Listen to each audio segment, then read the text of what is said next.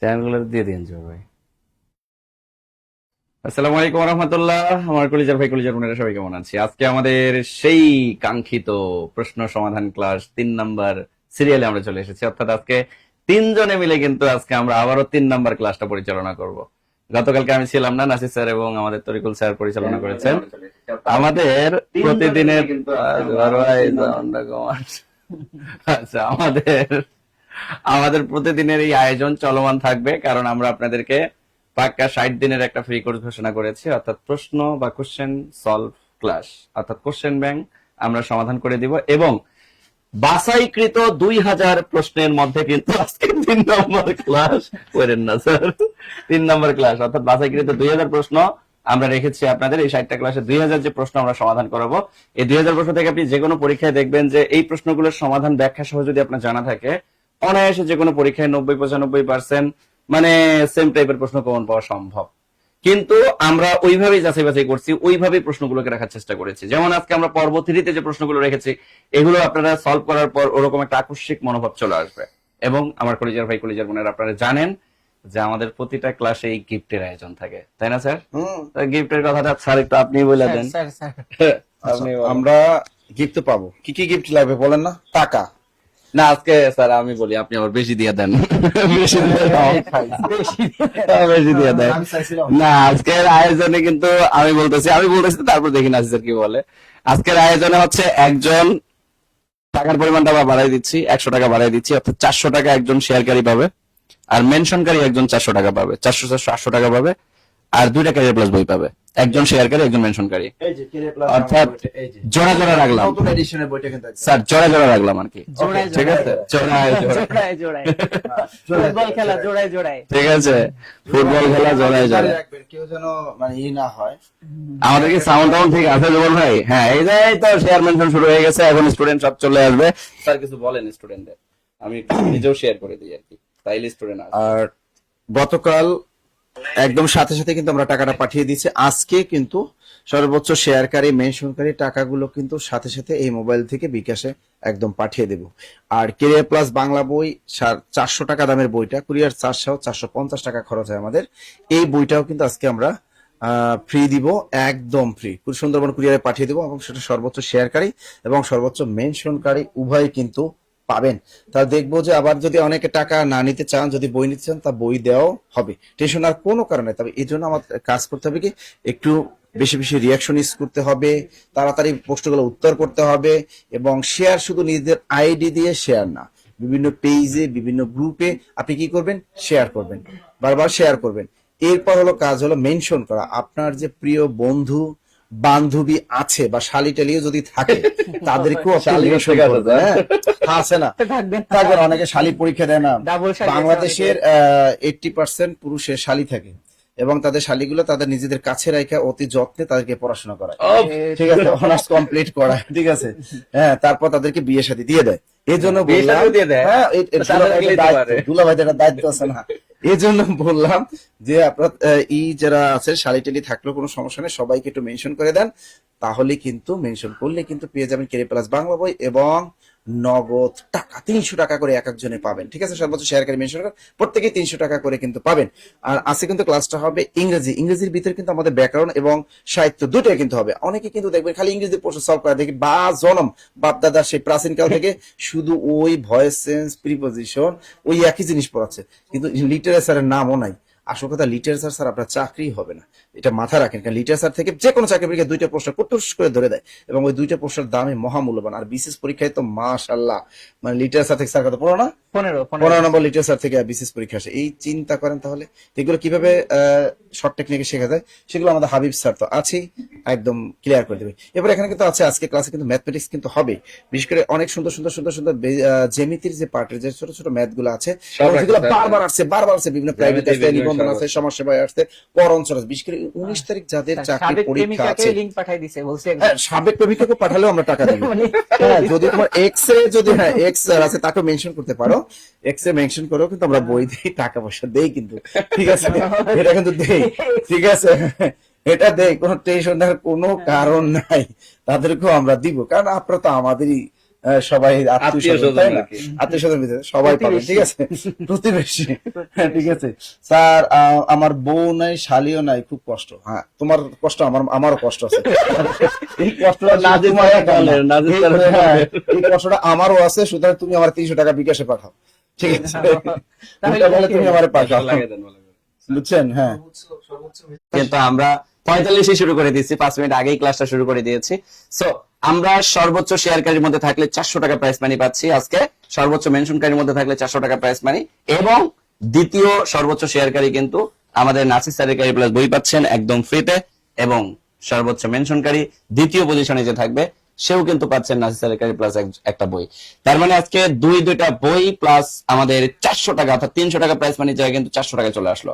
কারণ আমরা আসলে জোড়া খিচুড়ি করতে চাচ্ছিলাম না, আমরা জোড়া জোড়া রাখতে চাচ্ছিলাম, জোড়া বই জোড়া টাকা, অর্থাৎ টোটাল 4 জন কিন্তু আমরা প্রাইস মানির আওতায় আসতে যাচ্ছি। সো সর্বোচ্চ শেয়ার করতে হবে, মেনশন করতে হবে, কারণ আমাদের এই মেনশনকারীর মেজারমেন্টেই কিন্তু আমাদের অনেক 2 জন প্রতিনিধি রাখা আছে যে কারা মেনশন করতেছে, এবং এটার গণনাও কিন্তু সঠিকভাবে হয়।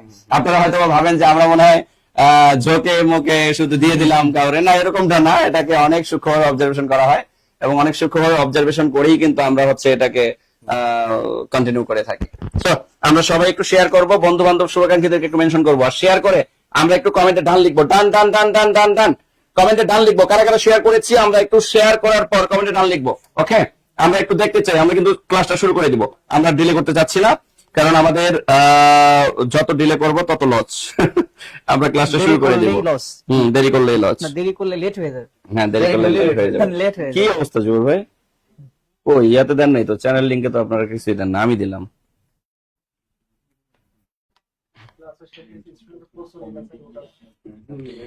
ওকে ওকে ওকে ওকে ওকে ওকে ওকে, আমরা শুরু করে দিই। ওকে স্যার, আর হোয়াটসঅ্যাপ গ্রুপে একটা তো দেওয়া হয়নি। তো এখানে কিন্তু আমার জার্সি স্যারকে কিন্তু ব্রাজিলের বাইরে supporter আমি, আছেন। না আমি নিজেই কিন্তু ব্রাজিলের সাপোর্টার। তো লাইটটা বন্ধ হলো ব্রাজিলের কেন? কিন্তু এখানে ব্রাজিল হওয়ার লাইটটা বন্ধ হয়ে গেল, হ্যাঁ?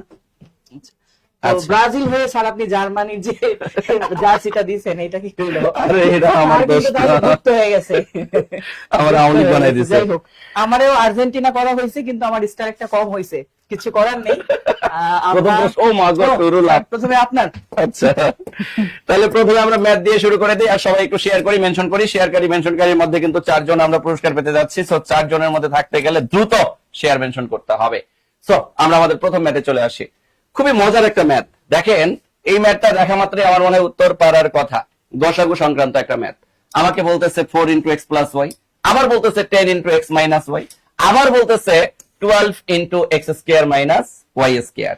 তো এই মানগুলোর মধ্যে আমাকে গসাগু বের করতে বলছে। ভাই গসাগু, গসাগু মানে কি আমরা জানি, গসাগু এটার মানে হচ্ছে গরিষ্ঠ সাধারণ গুণনীয়ক, নট গুণিতক, বা গুণ করে করে পাওয়া যাবে এমনটা না। অর্থাৎ যে সংখ্যাগুলো থাকবে বা যে মানগুলো থাকবে সবগুলোর মধ্যে আমার কমন মান খুঁজতে হবে, আর এই কমন মানগুলোই হবে আমার গসাগু। তার মানে আমরা যদি সংখ্যাগুলো থেকে গসাগু বের করতে চাই, কারণ চলকগুলো থেকে কিন্তু গসাগুর মান হবে না। কেন হবে না? তার জ্বলন্ত প্রমাণ প্রথম রাশি আর দ্বিতীয় রাশি দিয়ে দিচ্ছে। প্রথম রাশিতে আমরা দেখতে পাচ্ছি চলক হিসেবে আছে এক্স প্লাস ওয়াই, বা রাশি হিসেবে আছে এখানে এক্স প্লাস ওয়াই, কিন্তু দ্বিতীয়টাতে আছে এক্স মাইনাস ওয়াই। যখনই আমরা প্রথম রাশি আর দ্বিতীয় রাশির মধ্যে মানের পরিবর্তন দেখব, তখন বুঝে যাব যে এরা আর গসাগুর মধ্যে আসার কোনো সম্ভাবনা নাই, এদেরকে আর আপনার ভাঙারও দরকার নাই। তার মানে এখানকার গসাগু শুধুমাত্র সংখ্যাগুলোর মধ্য থেকে আমরা বের করতে পারবো। তাহলে সংখ্যাগুলোর মধ্যে থেকে যদি আমরা বের করি, 4 কে ভাঙলে কত হয়? 2 গুণন 2। আমরা জানি 10 কে ভাঙলে কত হয়? 5 গুণন 2। আমরা জানি 12 কে ভাঙলে কত হয়? 12 কে ভাঙলে হয় 2 গুণন 2 গুণন 3।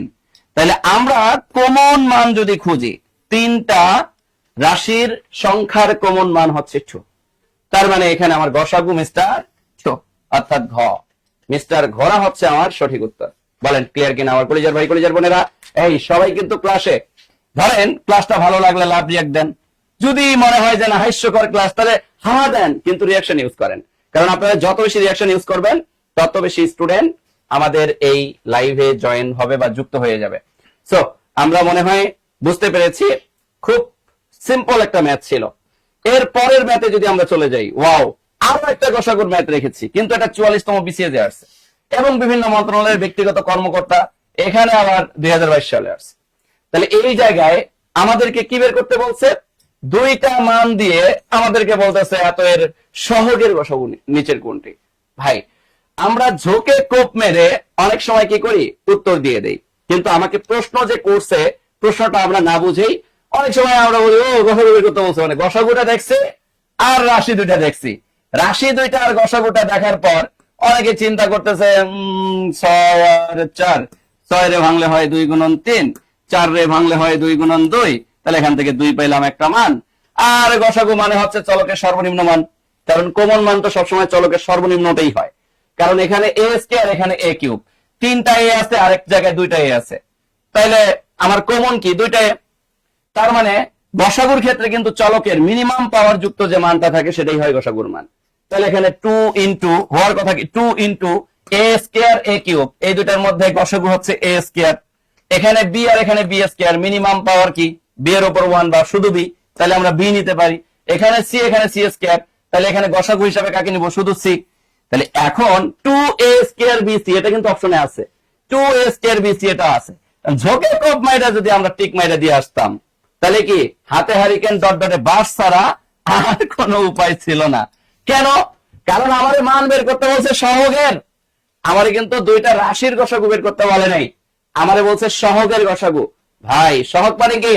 সহগ মানে হচ্ছে রাশির সামনে যে সংখ্যাগুলো থাকে এদেরকেই বলে সহগ। তাহলে সংখ্যা দুইটার মধ্যে গসাগু কি শুধু 2, কিন্তু আমার কোনো অপশনে 2 নাই, তাহলে উত্তর বাবু স্টার কোনটি নয়। তাহলে এখানে উত্তর আসলে নাই, উত্তর নাই। আমি কি কথা বুঝাতে পারছি আমার কলিজার ভাই কলিজার বোনেরা?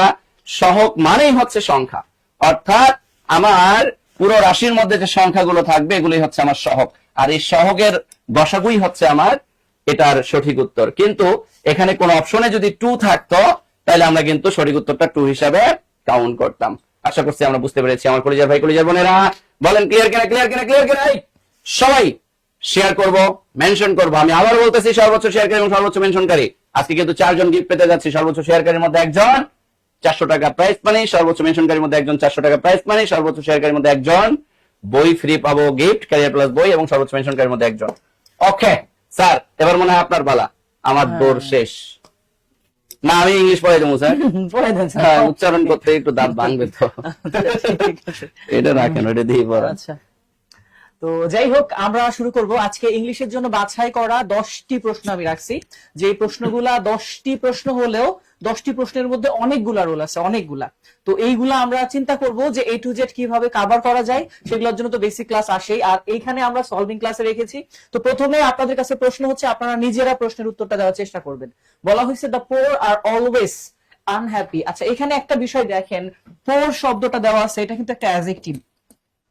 পোর এটা হচ্ছে একটা অ্যাডজেক্টিভ। আপনারা একটু উত্তর করেন, উত্তর করতে থাকেন আগে আপনারা, আমি অবশ্যই বলে দিব। তাহলে পোর এটা হচ্ছে একটা অ্যাডজেক্টিভ, আর অ্যাডজেক্টিভের পূর্বে যখন একটা দা যুক্ত হয়, আমরা যখন নাউনের ক্লাস করেছিলাম অবশ্যই সেখানে পড়িয়েছিলাম যে দা এবং অ্যাডজেক্টিভ যদি পাশাপাশি যুক্ত হয় তাহলে সেটাকে বলা হয়ে থাকে প্লুরাল কমন নাউন। যদিও প্লুরাল মানেই কমন নাউন, অন্য কোনো নাউন প্লুরাল হওয়ার যোগ্যতা রাখে না, অনলি শুধুমাত্র কমন নাউন সেই প্লুরাল হতে পারে, অন্য কোনো নাউন প্লুরাল হতে পারে না। তাহলে প্লুরাল কমন নাউন হবে কোনটা? যেটা আমাদের the poor, the plus adjective equal to হয়ে যায় কি প্লুরাল কমন নাউন। এখন প্রশ্নটা আমাদের যেটা এখানে বলা হয়েছে দা পোর, দেখেন প্লুরাল হওয়ার কারণে কিন্তু এখানে আর বসছে। এখানে এই প্রশ্নটা রাইট ফর্ম অফ ভার্ব থেকেও আসতো, যে এখানে শূন্যস্থান দিয়ে বলা হয়তো যে এখানে ইজ হবে নাকি আর হবে। বেশিরভাগ স্টুডেন্ট না বুঝে এখানে ইজ করে ফেলে, যখন যারা চিন্তা করে পোরের সাথে তো এস নাই, মানে এটা মনে হয় সিঙ্গুলার, বাট দা পোর এটা প্লুরাল, যার কারণে আর অলওয়েজ আনহ্যাপি, যে গরিবেরা সর্বদা অসুখী। আর এইটাই বলছে এই জায়গাটায় যে দা পোর ইজ ড্যাশ নাউন। তাহলে এটা কোন নাউন সেইটা দেখেন, অপশনের মধ্যে একটা হচ্ছে কি দেওয়া ছিল, প্লুরাল প্রপার। প্রপার নাউন তো প্লুরাল হয় না স্যার, প্রপার নাউন প্লুরাল হয় না। আমি আগেই বলছি অনলি কমন নাউন শুধু প্লুরাল হয়, অন্য কোনো নাউন প্লুরাল অবস্থায় থাকে না। তাহলে এটার উত্তরটা কি হচ্ছে? ক, প্লুরাল কমন নাউন। আচ্ছা, এই উত্তরটা কাদের কাদের হয়েছে তাদের থেকে লাভ রিয়াক্ট পেতে চাই, আর যাদের হয়নি এই উত্তরটা তারা একটু দুঃখ কষ্ট বেদনা প্রকাশ করেন প্রয়োজনে, দেখি সমস্যা নাই।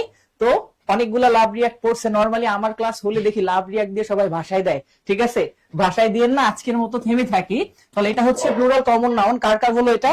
একটু জানতে চাই প্লুরাল কমন নাউন। আমরা নেক্সট কোশ্চেন চলে যাব, পরবর্তী প্রশ্নটা দেখি কি আছে।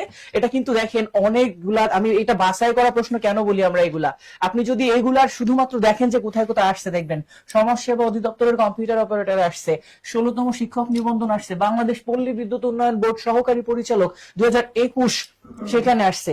অর্থাৎ এটা তো আমি জাস্ট একটা ধরনের কোয়ালিটি দেখালাম, বাট এই প্রশ্নটা মিনিমাম আরো 15 জায়গায় আসছে। ওই যে বললাম যে একটা প্রশ্ন আসছে এরকম যেখানে ইজ হবে নাকি আর হবে, যেটা আসছে সাবজেক্ট ভার্ব এগ্রিমেন্ট থেকে এবং রাইট ফর্ম অফ ভার্ব থেকে আসছে। তো এই জন্য এই প্রশ্নগুলা অনেক বেশি বার আসে। আচ্ছা, এখানে এই প্রশ্নটা আরো একটা জায়গায় আসছিল, সেটা হচ্ছে ট্যাগ কোশ্চেন থেকে। সেম এই প্রশ্নটা আসার পর এখানে ট্যাগ কোশ্চেন করতে বলে, যেহেতু দা পোর এটা প্লুরাল, যার প্রোনাউনটা নিয়ে ঝামেলা হয় তখন এখানে কিন্তু দে হবে। ওকে, হ্যাঁ এই তো অনেকগুলা রিয়াক্ট পাচ্ছি, ইনশাল্লাহ ঠিক আছে, অনেকেরই হয়েছে। আমরা পরবর্তী প্রশ্নে যাই, পরবর্তী প্রশ্নটা কি করছে দেখি।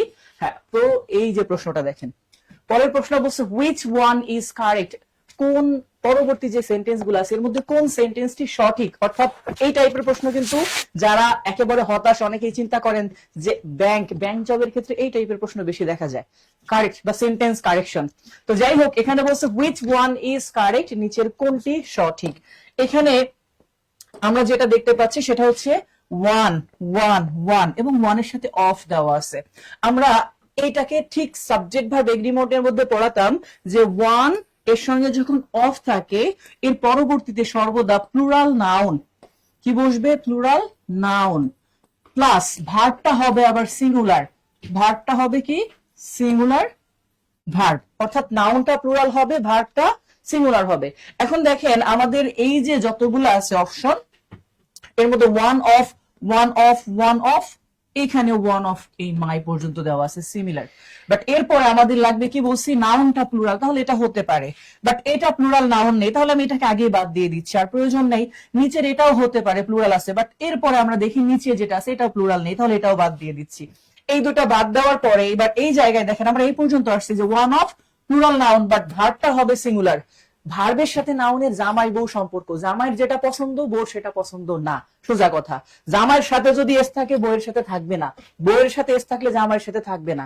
এই জন্য আমরা যখন দেখি এখানে এরকম বয় লেখা থাকে, বয়ের সাথে ইজ, কারণ এর সাথে এস আছে, বাট যখন এখানে আমরা বয়েজ লিখি তখন এখানে আসে আর, কারণ এস যুক্ত অংশ থাকে না। তো এই জায়গায় ভার্বের সাথে যখন আমরা এস দিব সেটা হয় সিঙ্গুলার, নাউনের সাথে এস দিলে সেটা হয় প্লুরাল। এই জন্য দেখেন ফ্রেন্ডস এর সাথে এস দিয়ে বানানো হয়েছে প্লুরাল, বাট ভার্বের সাথে এস দিয়ে করা হবে কি সিঙ্গুলার।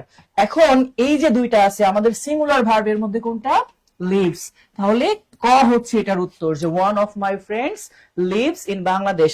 প্রশ্ন দেখেন এখানে সাবজেক্ট ভার্ব এগ্রিমেন্ট ছাড়াও রাইট ফর্ম অফ ভার্ব থেকে আসে। এই যে ফ্রেন্ডস, অনেকেই প্লুরাল দেখে এটাকে লিভ করতে এইটাকে চিন্তা করবে উত্তর, বাট এইখানে এই লিভটা উত্তর না। কেন? কারণ আমরা যে ভার্বটা বসাচ্ছি এটার সাবজেক্ট হচ্ছে এই ওয়ান। তাহলে আমি এই অংশটা লাস্টেও লিখতে পারতাম যে ওয়ান লিভস ইন, এই যে এখানে দেওয়া আছে Brighton, one lives in Brighton of my friends, এটা লাস্টেও লেখা যায় চাইলে, কোনোভাবে সমস্যা হওয়ার কথা না। আচ্ছা, কার কার হলো এটা, ক নাম্বার, এটার উত্তর ক, কার কার হয়েছে এটা। আমরা পরবর্তী প্রশ্নে যাব। এটা কই স্যার, কি খুঁজে পাচ্ছেন না? দুর্বল কি দুর্বল? এই তো আচ্ছা, চমৎকার একটা চলে প্রশ্ন আসছে। আসছে যে ফোর্ট উইলিয়াম কলেজ আসলে লিটারেচার কিন্তু সর্বোচ্চ শেয়ারকারী টেকা, সর্বোচ্চ মেনশনকারী টেকা, প্লাস বই তো আছেই। সুতরাং দেখি আজকে কোন রমন বা রমিনী সেই গিফট গুলো পান। আচ্ছা, খেয়াল করেন তাহলে অবশ্যই রিয়াকশন করতে হবে, আর সর্বোচ্চ শেয়ার করতে হবে, মেনশন করতে হবে।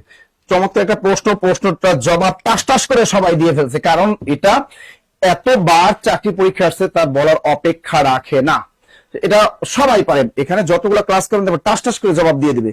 আসল কথা হলো এখানে বলা হয় বাংলা গদ্যের আতুর ঘর বলা হয় কাকে। চমৎকার একটা লিটারেচার প্রশ্ন, এই প্রশ্ন আসতে পারে কিন্তু বাংলা গদ্যের আতুর ঘর বলা হয় কাকে। তাই এই প্রশ্নটা লিখে রাখেন, বাংলা গদ্যের আতুর ঘর বলা হয়, আতুর ঘর বলা হয় কোন প্রতিষ্ঠানকে। এটা চমৎকার প্রশ্ন, উত্তরটা হবে ফোর্ট উইলিয়াম কলেজ। এই ফোর্ট উইলিয়াম কলেজকে কিন্তু বলা হয় বাংলা গদ্যের আতুরঘর। চমৎকার প্রশ্ন, এই প্রশ্নটা 99% মানুষ বাঙালি জানেন না যে বাংলা গদ্যের আতুরঘর বলা হয় কোন প্রতিষ্ঠানকে, সেটা হলো ফোর্ট উইলিয়াম কলেজ। দ্বিতীয় প্রশ্ন আসতে পারে এই ফোর্ট উইলিয়াম কলেজ কত সালে প্রতিষ্ঠিত হয়? আমরা জানি 1757 সালে যখন পলাশী যুদ্ধ হয়, তখন পলাশী যুদ্ধের পরে কিন্তু ইংরেজরা কিন্তু একটা কি বাঙালিদের একটা ভয় ছিল যে আবার কখন কখন অ্যাটাক করে, এই জন্য তারা কলকাতায় কি করলো, একটা দুর্গ নির্মাণের পরিকল্পনা করলো। অবশেষে তারা দুর্গ নির্মাণটা সমাপ্ত করেছিল 1773 সালে। এরপর তারা ওই দুর্গের ভিতরে কিন্তু বসবাস করতো, ঠিক আছে।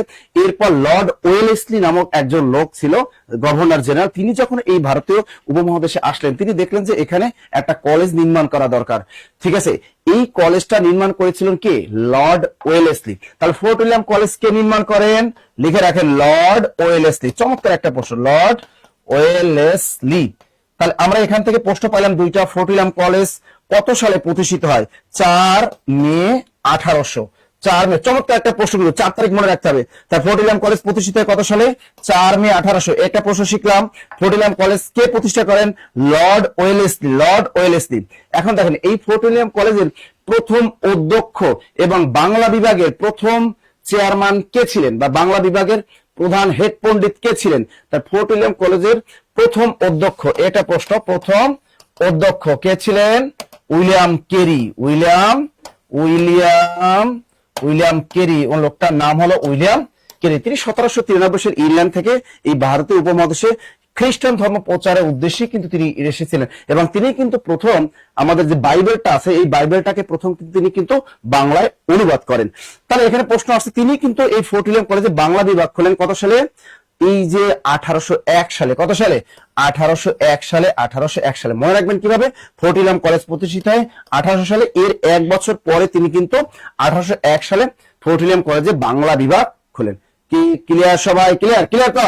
ক্লিয়ার। আবার বলতেছি, সবাই কিন্তু কি করা লাগবে? শেয়ার করতে হবে, মেনশন করতে হবে, রিঅ্যাকশন করতে হবে, তাহলে কিন্তু চমৎকার কি পুকুরে মাছ ধরে খাওয়াবো তোমাদেরকে।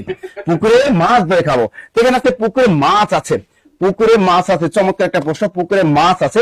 এখানে পুকুরে কোন অধিকরণ কারক? যারা কারকটা পারেন তারা অবশ্যই ভালো জানবে, তবু আমি বুঝিয়ে দিচ্ছি।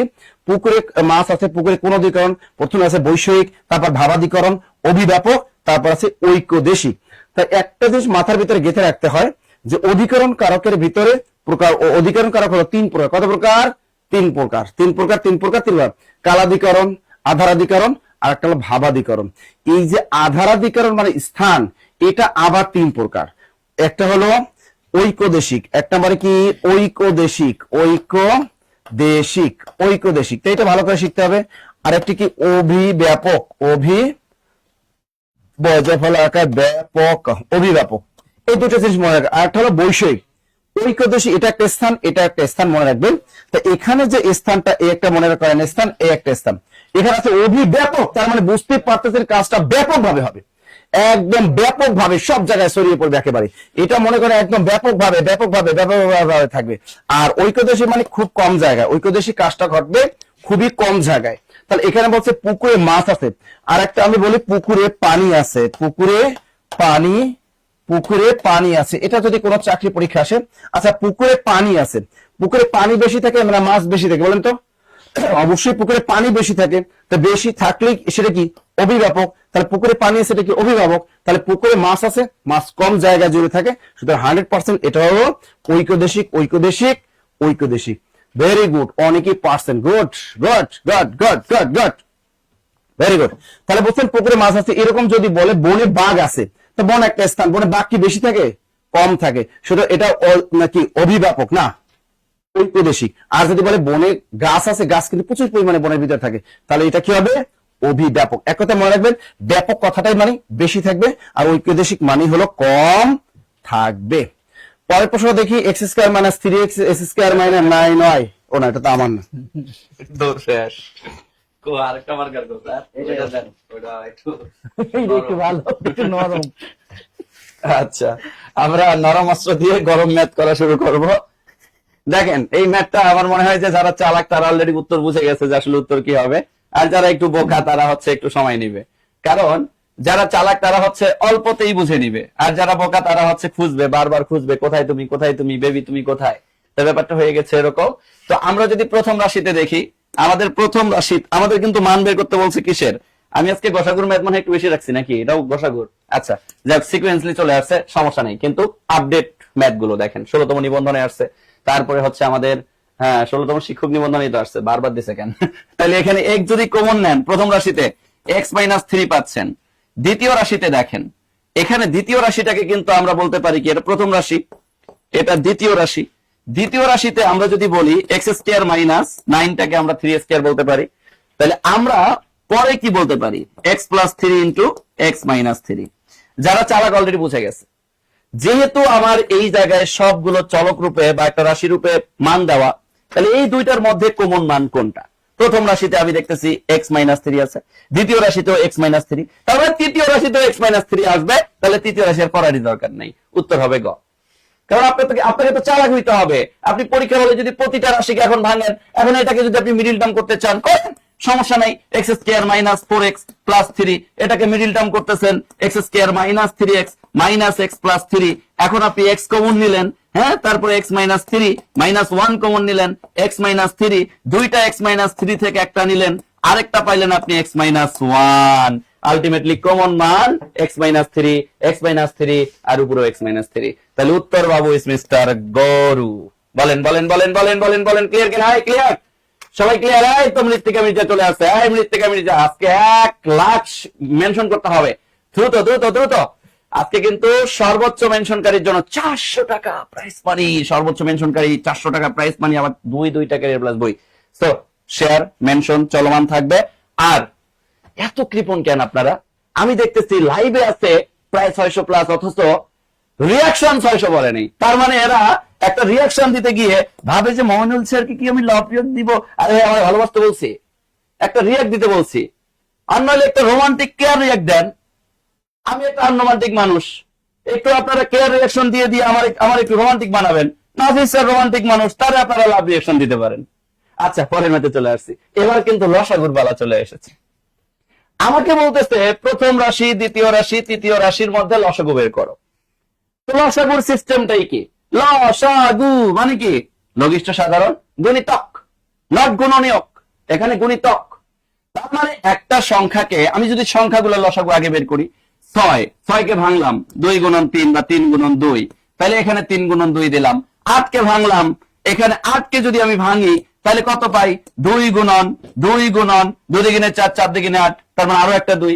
এবার যদি আমি 6 আবার ভাঙি, আবার 6 আছে, তাহলে এই 6 ভাঙলে 1 পাচ্ছি, 3 গুণন 2। কিন্তু আমরা কি জানি, কমন আনকমন সবই নিতে হয়। আপনি যদি কমন আনকমন সবই নেন, তাহলে এখানে দেখেন, আপনি যদি 2 এর মধ্যে এখানে কমন পাচ্ছেন, কমন পাচ্ছেন, কমন পাচ্ছেন, কিন্তু একটা 2, এই যে এটা এটা এটা এটা কমন, এটা কমন, কিন্তু আনকমন আছে না? তাহলে কমনও নিতে হবে, আনকমনও নিতে হবে। তাহলে কমন আনকমন মান যদি আপনি গুণ করেন, তাহলে কত হবে? এই দ্রুত দ্রুত দ্রুত উত্তর দেন, এটার উত্তর তো আপনারা খুব ভালো পারার কথা। বলেন বলেন বলেন। 48, এই পরের 48 না 24 না 6 হবে? কোনটা? আল্লাহ, এত সময় লাগে কেন? দ্রুত বলতে হবে। বলেন বলেন বলেন বলেন বলেন বলেন। সংখ্যাগুলোর লসাগু কত, আর চলকের লসাগু কিভাবে বের করতে হয়? চলকের ক্ষেত্রে যার পাওয়ার সবচেয়ে বেশি সেই হচ্ছে লসাগু, আর গসাগুর ক্ষেত্রে, চলকের ক্ষেত্রে যার পাওয়ার সর্বনিম্ন সেই গসাগু। তাইলে এখন এই চলকের গসাগু যখন আপনি বের করবেন, এই চলকের গসাগুর ক্ষেত্রে আপনার কাজ কি? আপনার কাজ হচ্ছে যার পাওয়ার বেশি সেই আপনার লসাগু। কারণ যার পাওয়ার বেশি তার মধ্যে কমনও থাকে, আনকমনও থাকে। তাইলে এখানে আমার a স্কয়ার, এখানে a, এখানে a স্কয়ার। তাইলে আমার চলকের মধ্যে লসাগু পাইলাম a স্কয়ার, এখানে b, এখানে b স্কয়ার, এখানে b স্কয়ার, তাহলে পাওয়ার সর্বোচ্চ b স্কয়ার, তাইলে এখানে পাইলাম b স্কয়ার, এখানে c, এখানে c, এখানে c, তাহলে সবগুলোতেই একটা করে সিঙ্গেল c, তাইলে একটা c নিতে হবে। কিন্তু আমরা যদি সংখ্যার কথা চিন্তা করি, তাহলে সংখ্যা কত আসবে? এই যে অনেকেই উত্তর দিয়ে দিচ্ছেন অলরেডি, উত্তর হচ্ছে মিস্টার সি 24। কিভাবে বলেন? আমরা কমন আনকমন সব নিব। তাইলে এই যে এখান থেকে একটা 2 পাইলাম, 2 নিলাম, এরপরে কি 3 নিলাম, তাহলে 3 দুগুণে কত? 6, 3 দুগুণে 6। আবার এখানে আনকমন হিসাবে কি আছে? আরো দুগ্গা 2। তাহলে এই যে 6 গুণন 2 দুগুণে 4, 4 6 কত? 24। তাহলে উত্তর বাবু মিস্টার কত? 24, a square, b square, c। তাহলে উত্তর বাবু মিস্টার গ। উত্তর বাবু মিস্টার গরু। বলেন বলেন বলেন বলেন বলেন বলেন, ক্লিয়ার কিনা? এই স্যার আপনার মনে হয় ইংলিশ চলে আইছে। হুম, হুমা গো টুরু লাভ, ইংলিশ চলে আইছে। আছে মেডিসিন? হ্যাঁ হ্যাঁ হ্যাঁ। ওকে, তো ইংরেজি থেকে যে প্রশ্নটা রাখা হয়েছে পরবর্তীতে, I have been always interested in photography, এরপরে মাই স্কুল ডেজ। আচ্ছা, এইখানে যে প্রশ্নটা আসছে যে শূন্যস্থানে কি বসবে, যে শূন্যস্থানটা দেওয়া আছে এখানে কোনটা বসবে। তো এই যে শূন্যস্থানটা, এটা কিন্তু প্রিপোজিশন থেকে আসছে প্রশ্নটা। এখন কথা হচ্ছে যে I have been always interested in photography, তারপর হচ্ছে ড্যাশ মাই স্কুল ডেজ। তো এখানে সমস্যাটা এই দুইটা নিয়ে সমস্যা হবে না আপনাদের, সমস্যাটা হচ্ছে ফ্রম এবং সিন্স। কারণ আমরা সবাই জানি স্যার ফ্রম মানেও থেকে এটা ব্যবহার করে থাকি, আবার সিন্স মানেও থেকে এটাও ব্যবহার করে থাকি। এখন এই জায়গার মধ্যে এই দুইটা থেকে কোনটা ব্যবহার করবেন আপনাদের কাছে প্রথমে জানতে চাইবো, এবং আমি পরবর্তীতে একটা একটা করে বলে দিব। তো প্রথমে আসি স্যার ফ্রম এরটা একটু পরে আসতেছি সিন্স। আমরা জানি সিন্স মানে থেকে, এটা যে কোনো টেন্সে ব্যবহার হতে পারে, অর্থাৎ সিন্স যেটা এটা যে কোনো টেন্স, যে কোনো টেন্সে ব্যবহার হতে পারে সিন্সটা, এটা মনে রাখবেন, যে কোনো টেন্স, কারণ এখানে কনফিউশনটা তৈরি হবে। আর এর পরবর্তীতে ফর্ম এর ব্যাপারটা আসি, ফর্ম যেটা এটা অনলি ফিউচার টেন্সে ব্যবহার করতে হবে। ওকে, ফর্ম এটা শুধুমাত্র আমরা এই থেকে অর্থে ফিউচার টেন্সে ব্যবহার করতে পারবো। যাদের কনফিউশন তৈরি হবে এই জায়গায় এসে যে স্যার সিন্স ব্যবহার করব নাকি ফর্ম ব্যবহার করব, ফর দিলে সোজা হইতো, কারণ আমরা সিন্স আর ফর নিয়ে মিলিয়ে নেই যে যদি কন্টিনিউয়াস টেন্সটা পারফেক্ট হয়ে থাকে তখন আমরা সিন্স অথবা ফর যে কোনো থেকে একটা নিয়ে থাকি। বাট হিসাবটা হচ্ছে যদি ফিউচার টেন্স হয় তখন আমরা ফর্ম ব্যবহার করব, আর যদি ফিউচার টেন্স ছাড়া অন্য যে কোনো টেন্স হয় তখন আমরা সিন্স ব্যবহার করব। দুইটার অর্থই সেম। আমি যেমন ফর্ম দিয়ে একটা অর্থ সহ একটা সেন্টেন্স লিখে দিচ্ছি, দেখেন, যেমন the meeting will be started from tomorrow।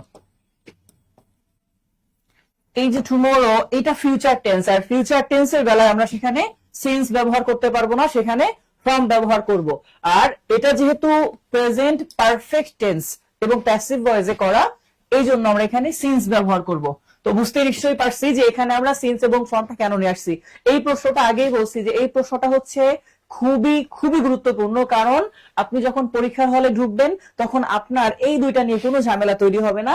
ঝামেলা তৈরি হবে ফ্রম ব্যবহার করব নাকি সিন্স ব্যবহার করব, এবং এই সূক্ষ্ম পার্থক্যটুকু যদি জানা না থাকে তখন আপনি চোখ বন্ধ করে এইটা চিন্তা করে এটা দিবেন, এবং একবারে ভালো করে মাথায় ঢুকায় নেন। আপনার পরীক্ষার হলে ঢুকে মনে হবে যে এই সিন্সটা ঠিক না, ফর্মটাই মনে হয় ঠিক, দাগাই দেখবেন যে এসে আপনি আন্দাজে পরীক্ষার হলে এমন একটা জায়গা ওইখানে আপনি যেটাকে এরকম 90% শিওর হয়ে দাগায় আসবেন যে আমি 90% শিওর, আর সে দেখবেন ওইটাই ভুল হয়েছে, একেবারে শিওর।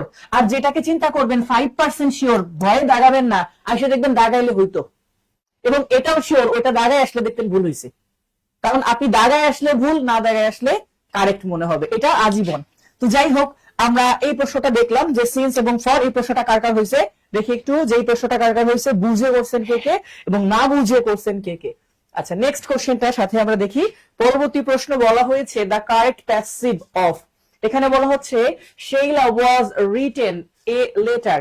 আচ্ছা, এখানে প্রশ্নটা যেটা ছিল, আসলে প্রশ্নটা হয়তোবা একটু টাইপিং মিস্টেক হয়েছে, এখানে রাইটিং হবে। হ্যাঁ, আমি লিখে দিচ্ছি, এখানে হবে রাইটিং, রাইটিং। আপনারা যারা আমার ভয়েস চেঞ্জের ক্লাস করেছেন তাদেরকে আমি একবারে যতগুলা ভয়েস, যে 12টা টেন্সের ভয়েস, সেখানে 6টা কন্টিনিউয়াস টেন্স ছিল, present continuous, present perfect continuous, past continuous, past perfect continuous. 6টা টেন্সকে আমরা একটা নিয়মের একটা ওয়ার্ড দিয়ে করা শিখিয়েছিলাম, যে প্যাসিভ যখন করবেন 6টা টেন্সের ভয়েস চেঞ্জকে আমরা একটা নিয়মের মধ্যে করব। তো আপনারা একটু যারা আছেন এখান থেকে উত্তর করতে থাকেন, আর আমি এই দিক থেকে বলতে থাকি এটা হচ্ছে কোন টেন্সের কন্টিনিউয়াস টেন্স।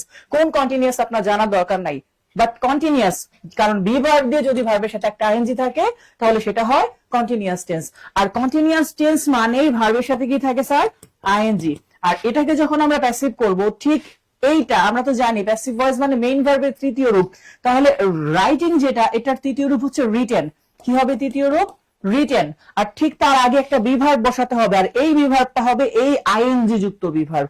তাহলে অবশ্যই এই অংশটুকু থাকতে হবে, বিং রিটেন। এখন এইটুকু কেন শিখাই শর্টকাটে? যখন আপনি পরীক্ষার হলে দ্রুত উত্তর করতে চাইবেন, তখন আপনি চিন্তা করবেন যে শর্টকাটের দিকে যাওয়া বুঝে।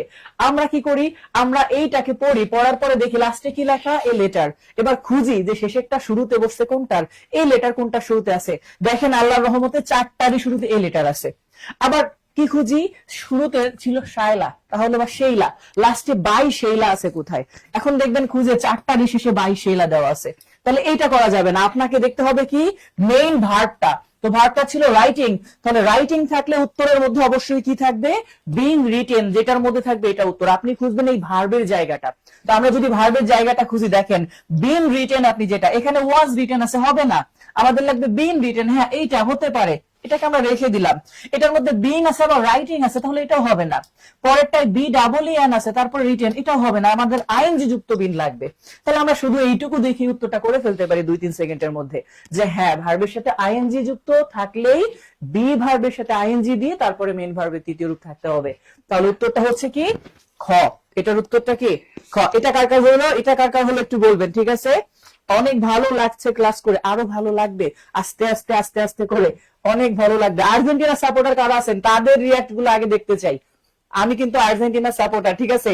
এই যে আমার টি শার্ট এখানে এই লেখা আছে, দেখেন বড় করে, ঠিক আছে?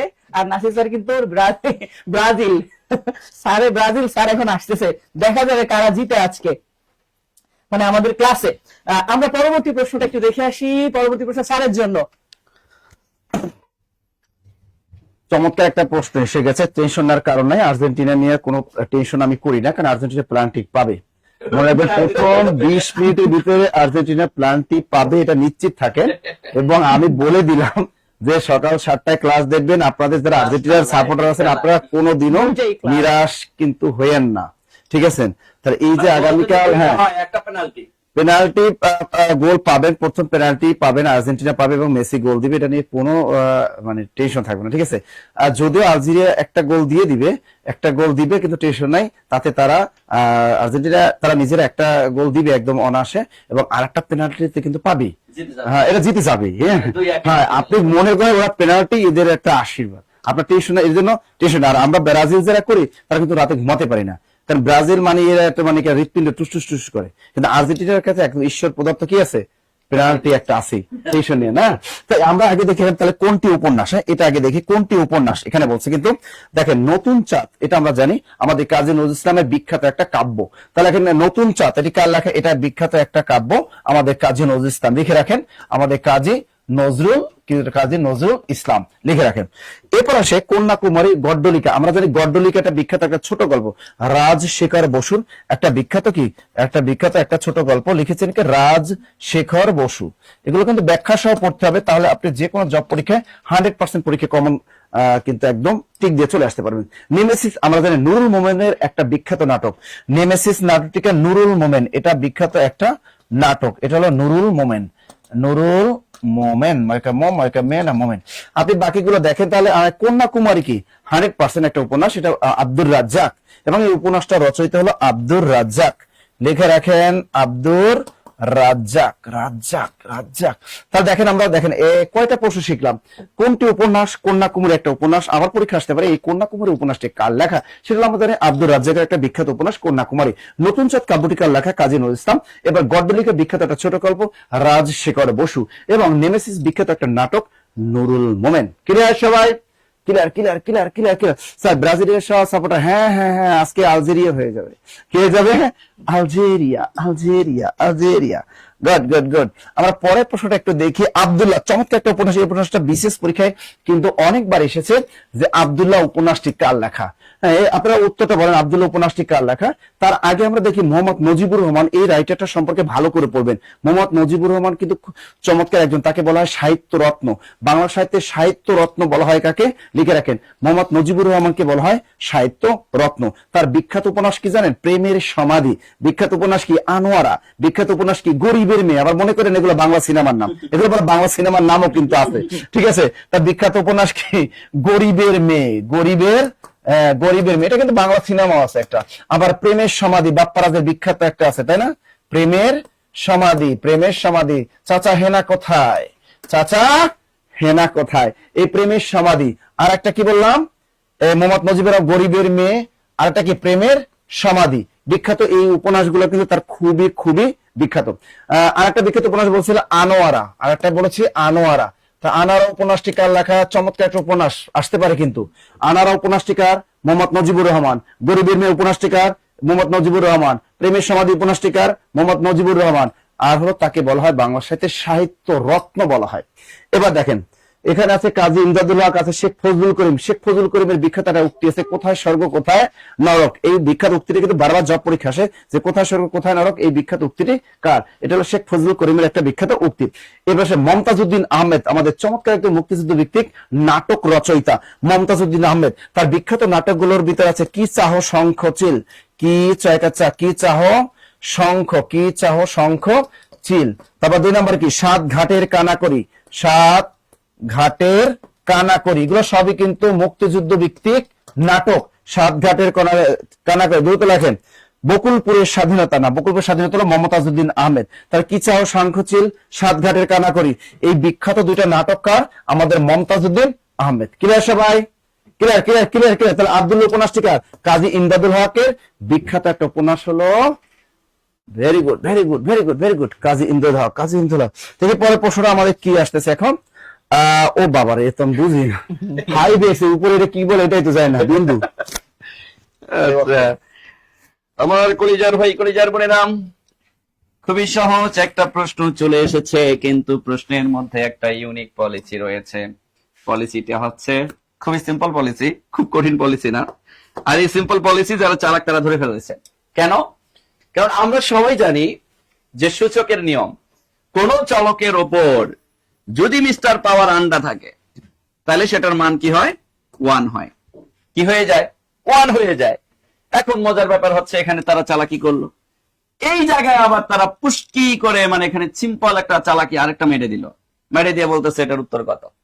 তাহলে আমরা যখনই দেখব কোন একটা পুরো সিস্টেমের উপর পাওয়ারটা গিয়ে 0 হয়ে যায়, ধরেন আমাকে যদি এরকম বলে 3x5 বা 3xy টু দি পাওয়ার 0, এই পুরোটার মান কি হয়ে গেল? 1 হয়ে গেল। পাওয়ার উপরে 0 মানেই হচ্ছে পুরোটার মান 1 হয়ে যাওয়া। তাহলে এখানে 5x, এটার উপর পাওয়ার কি আন্ডা, তার মানে কি পেয়ে গেলাম 1 গুণন। এই জায়গায় আমরা ভুলটা করে থাকি। এই জায়গায় অনেকে ঝোঁকে ঝোঁকে ভাবে এখানেও তো 5x টু দি পাওয়ার 0, এটার মান 1। নো নো নো বেবিরা, এখানে 5 এর মতো থাকবে, আর এখানে শুধু x এর উপর পাওয়ারটা 0। তাহলে শুধু x এর উপর পাওয়ার 0, তাহলে এটার মান কত? 1। তাহলে প্রথমে পাইলাম 1, এরপরে 5 তো আসেই আগে থেকে, এরপর x টু দি পাওয়ার 0 এর মান আবার পাইলাম 1, তাহলে 5 একে 5, আবার 5 একে 5, দিন শেষে উত্তর বাবু ইজ মিস্টার 5। তাহলে উত্তর কত বলেন? উত্তর হচ্ছে 5 5 5 5 5 5। এই না, ব্রাজিলের 7 আপ নাই, এখানে 7 আপ নাই। এই আমরা ব্রাজিল 1টা 2টা বিশ্বকাপ পাইনি, ওইদিকে নজর দাও। 7 আপের দিকে এত নজর কেন? হ্যাঁ, 7 আপের দিকে এত নজর কেন? 7 আপ 7 আপ 7 আপ, ওই একটা ডায়ালগ। তোমরা কি আমাকে 7 আপ খাওয়াইছো নাকি? আর্জেন্টিনা, যারা আর্জেন্টিনা করো, আর্জেন্টিনার সাথে খেলা যদি আমরা 7টা গোল খাইতাম, ব্যাপারটা ছিল আলাদা। আরেকজনের লগে খাইছি, এইটা তোমরা তো মানে খোটা দেওয়ার কারণটা কি বুঝলাম না। যাই হোক, 7 আপ কিন্তু খাইতে অনেক মজা, সমস্যা নাই, আমরা খাইতেও মজা পাই। এই যে আরেকটা প্রশ্ন চলে আইছে দাদুরা, এটা কিন্তু সমাজসেবা অধিদপ্তর ট্রেড ইন্সট্রাক্টর 2016 সালে আসছে, আবার 18তম শিক্ষক নিবন্ধন পরীক্ষাও কিন্তু আসছে।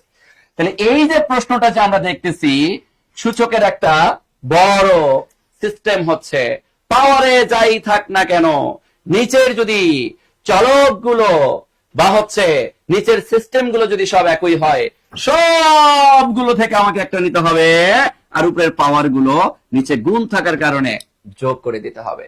উপরের পাওয়ার গুলো কি করতে হবে? যোগ করে দিতে হবে।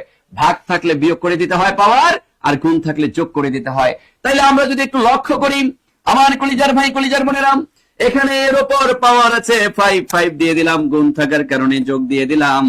এর ওপর কোনো কিছু পাওয়ার নাই, মানে কি আছে বলেন? 1 আছে, 1 দিয়ে দিলাম।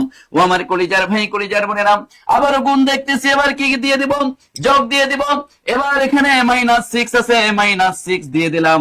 আমরা যদি একটুখানি ক্যালকুলেট করি, এখানে পাইলাম কত? 5, এখানে +1, প্লাজে মাইনাসে -6, আর দিন শেষে গিয়ে 5 আর 1 যোগ করলে 6 আবার -6, তাহলে 6 থেকে 6 বাদ দিলে কি হয়, এর উপর আন্ডার অনলি 1, তাহলে দিন শেষে উত্তর পাইতেছি মিস্টার খরগোশ। বলেন বলেন বলেন বলেন বলেন বলেন বলেন, ক্লিয়ার কিনা? এই clear clear clear clear clear clear, বলেন ক্লিয়ার, সবাই ক্লিয়ার? মিস্টার খরগোশ হচ্ছে আমাদের সঠিক উত্তর। এই ইংরেজি পড়াবো, এবার ইংরেজি পড়াবো। স্যার কই, ঘুমায় নাকি ঘুমায় নাকি? ও স্যার চলে আসেন চলে আসেন, আপনার ইংলিশ চলে আইছে। ও মা গো, টুরুলাপ, সুন্দর একটা ইংলিশ চলে আসছে। চমৎকার। হ্যাঁ, এখনই উপযুক্ত সময়। ঠিক আছে, এখনই উপযুক্ত সময় আপনাদের রিয়াক্ট দিয়ে দেন। আবার একটু রিয়াক্ট দিয়ে দেন। আমি তো দেখি, আমি আসলে সবাই শুধু লাভ রিয়াক্ট বেশি করে দিচ্ছে।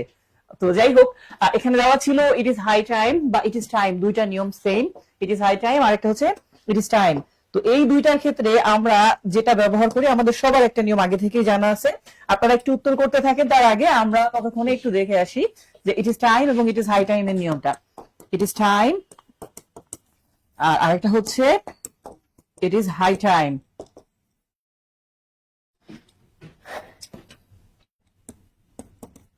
তো ইট ইজ টাইম আর ইট ইজ হাই টাইম থাকলে আমরা পরবর্তীতে একটা নিয়ম করতাম, সেটা হচ্ছে 2 প্লাস ভার্ব 1। যদি 2 থাকে এর পরবর্তীতে, তাহলে 2 এর পরে হচ্ছে ভার্ব 1 বসবে। আর যদি দেখি যে সাবজেক্ট বসে এদের পরে, যে ইট ইজ হাই টাইম বা ইট ইজ টাইম এর পরবর্তীতে যদি সাবজেক্ট বসে, অর্থাৎ এখানে যে কোনো একটা সাবজেক্ট থাকতে পারে, তো সাবজেক্ট যদি বসে থাকে তখন ভার্ব 2 হয়। সাবজেক্ট বসলে ভার্ব 2, আর যদি শুধু 2 থাকে তাহলে ভার্ব 1। এখন আমাদের ঠিক এই জায়গাতে ইট ইজ হাই টাইম এর পরবর্তীতে কিন্তু 2 নেই, দেওয়া আছে একটা সাবজেক্ট উই। সুতরাং এখানে যেই ভার্বটাই বসুক সেটা হবে V2 বা ভার্বের পাস্ট ফর্ম। ঠিক আছে, তো আমরা যে অংশটা দেখি, এই যতগুলো অপশন আছে, এই অপশনের মধ্যে ভার্বের পাস্ট ফর্মটা কোথায় দেওয়া আছে দেখেন, এই যে ডিসকাস্ট সি, অর্থাৎ গ নাম্বার, এখানে গরু, এই গ বা সি কাউ যেটাই বলেন। তো এই যে সি নাম্বার বা গ নাম্বার, এটাই হচ্ছে আমাদের উত্তর। এটা কার কার হলো দেখি, যে এটা কার কার হলো, সি নাম্বার। আমরা পরবর্তী প্রশ্নে চলে যাব যে ইট ইজ টাইম বা ইট ইজ হাই টাইম থাকলে যদি এরপরে টু ব্যবহার করি তাহলে ভার্বের বেস ফর্ম, আর যদি সাবজেক্ট ব্যবহার করি তাহলে আমরা তার পরিবর্তে পরবর্তী অংশে ভার্ব টু বা ভার্বের পাস্ট ফর্ম ব্যবহার করব। ওকে ফাইন, এই তো গ অনেক বেশি উত্তর আসছে, গ অনেক বেশি উত্তর। আচ্ছা, আমরা পরবর্তী যে প্রশ্ন, কোশ্চেন নাম্বার 15, এখানে চলে যাই। 15 নম্বর প্রশ্নে আমাদেরকে বলা হয়েছে find out the compound form of the sentence, অর্থাৎ সেন্টেন্সটার কম্পাউন্ড করতে হবে। ওকে ফাইন, এটা আছে কোন পজিশনে তার আগে সেটা আমাদেরকে দেখতে হবে। বলছে ইফ ইউ ডু, এটা অনেক বেশি বার আসে একটা প্রশ্ন, ছোট্ট করে আসতো যে ভাই করো না হইলে মরো, এই টাইপের প্রশ্ন। তো বলছে if you do not move you will die, যদি নড়াচড়া না করো তাহলে মারা যাবে। তো এই যে ধরেন বলছে if you do not move, ধরেন আপনার এক বন্ধু যুদ্ধক্ষেত্রে গেছে, চারিদিক দিয়ে গুলি আসতেছে, এখন আপনি তারে কি বলবেন, যে ভাই যদি না সরো তাহলে কিন্তু মরবা। তো এইখানে সেটাই বলা হচ্ছে if you do not move you will die. এখন কম্পাউন্ড করলে আমরা জানি সেটা যুক্ত হয় এন্ড, বাট, অর দ্বারা। তো এই জায়গাতে যখন আপনি কমপ্লেক্স থেকে কম্পাউন্ড করবেন, আপনাকে কয়েকটা শর্টকাট বা কাটাকাটি শিখাবো। প্রথম কাজ হচ্ছে স্যার ক্লজ মার্কারটা কেটে দিতে হবে।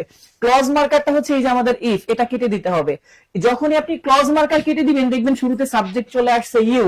ইউ বলা যাবে, বাট ইউ হচ্ছে গুপ্ত, এটা গুপ্ত, ইউকে রাখা যাবে, দেখানো যাবে না। আমরা সবসময় জানি প্রত্যেকটা ইম্পারেটিভ সেন্টেন্সের শুরুতে একটা ইউ গুপ্ত থাকে, মানে উজ্জ্ব থাকে। আর যখন আপনি দেখবেন এরকম লেখার পজিশনে চলে আসছে, তাহলে এটাকে গুপ্ত নিয়ে নিতে হবে, এটাকে রাখা যাবে না।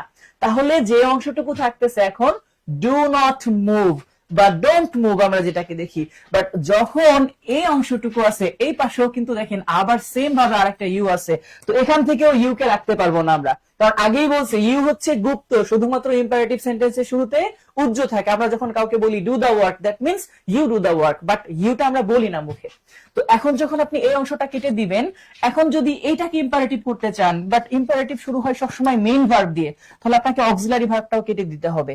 তাহলে থাকবে এখানে ডাই অংশটা, আর এইখানে যে অক্সিলারি যে অংশটা দেখেন, এখানে ডু নট, এটা অক্সিলারি, আমাকে রাখতে হবে শুধু মেইন ভার্বটা। তো আমরা টোটাল অংশটা কাটাকাটি করে অনলি দুইটা মেইন ভার্ব রাখবো। আবার বলতেছি, টোটাল অংশটা কমপ্লেক্স থেকে কাটাকাটি করে অনলি মেইন ভার্ব দুইটা রাখবো। তাহলে মেইন ভার্ব দুইটা কি কি, একটা হচ্ছে মুভ আর একটা হচ্ছে ডাই, এই দুইটা অংশ। যে একটা হচ্ছে মুভ আর একটা কি ডাই। এখন এই দুইটার মধ্যে যখন দেখবেন একটা অংশে নেগেটিভ বা নট যুক্ত আছে তখন আপনি অর দ্বারা যুক্ত করবেন, আর যদি দেখেন একটা অংশে এরকম নট নাই তখন এন্ড দ্বারা যুক্ত করবেন। তখন একটা উত্তর আসবে মুভ এন্ড ডাই আর একটা আসবে মুভ অর ডাই। যেহেতু আমাদের এটার মধ্যে নট আছে, নট থাকার কারণে আমরা এক্ষেত্রে অরটাকে গ্রহণ করব। যদিও আমাদের অপশনের মধ্যে এন্ড দিয়েও আছে, একটা মুভ এন্ড ডাই একটা আছে, মুভ অর ডাই আছে, বাট নট থাকার কারণে আমরা অরটাকে চিন্তা করব যে মুভ অর ডাই। বুঝা গেছে? সি। তাহলে 16 নম্বরের উত্তরটা সি। এখানে আমি যতটুকু দেখছি অনেকে বেশি উত্তর করতে পারছে যে স্যার মুভ অর ডাই। আমরা পরবর্তী প্রশ্নে চলে যাই। স্যারের প্রশ্ন, স্যার এই তো চলে আসছে। সহজ, চমৎকার একটা প্রশ্ন। সহজ প্রশ্ন, কোনটি তদ্ভব শব্দ? এই জিনিসটা একটু ক্লিয়ার করে আমরা জানি যে উৎস অনুযায়ী শব্দকে 4 ভাগে ভাগ করা যায়। পুরাতন বোধ বই কিন্তু উৎস অনুযায়ী শব্দকে 5 ভাগে ভাগ করা যেত। এখন যদি কোনো জব পরীক্ষা আসে যে উৎস অনুসারে শব্দকে কয় ভাগে ভাগ করা যায়, উত্তর হবে 4 ভাগে ভাগ করা যায়। টিক দিয়ে চলে আসবেন। সেখানে একটা জিনিস দেখেন, তদ্ভব শব্দটা মানে কি অনেকে আমরা বুঝি না। এই তদ্ভব শব্দের আরেক নাম বাংলা শব্দ, এর আরেক নাম হলো খাঁটি বাংলা শব্দ।